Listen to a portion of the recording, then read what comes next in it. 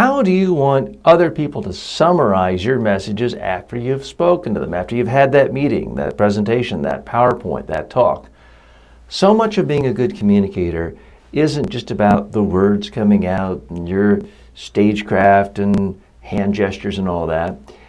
It's about really thinking in advance, how will someone who's heard me talk then turn around and tell someone else a day later, a week later, even a month later, what it is I said?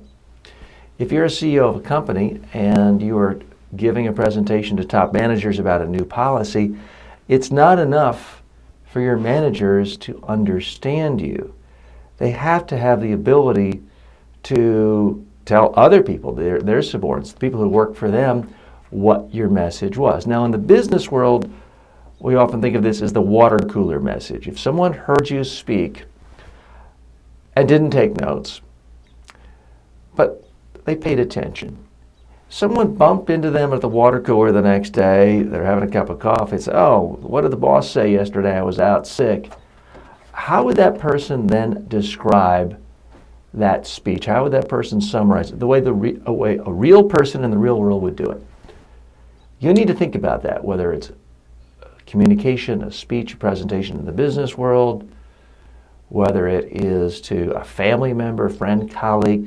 You need to think about how will they tell other people what it is you said. And that's the importance of examples. That's the importance of simplicity. That's why it's so important to not just be abstract.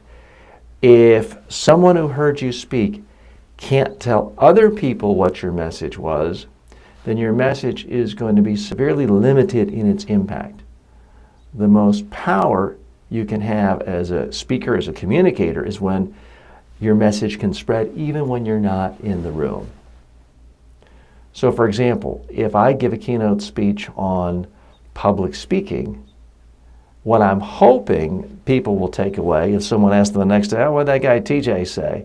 I'm hoping they'll say, "Oh, what TJ was saying is, anybody can be a great speaker. You got to narrow your messages down to a handful. You got to illustrate them all with a story. And if you really want to do a good job, you got to practice on video until you're happy with how you come across." If someone remembers that, I'm incredibly happy. Those are my major points that I stress in a 60-minute speech. But someone can sum it up in 30 seconds or so. If that's what happens, then that is exactly what I wanted. I consider that a success. You need to give thought to how you want other people to talk about your messages and talk about your presentation.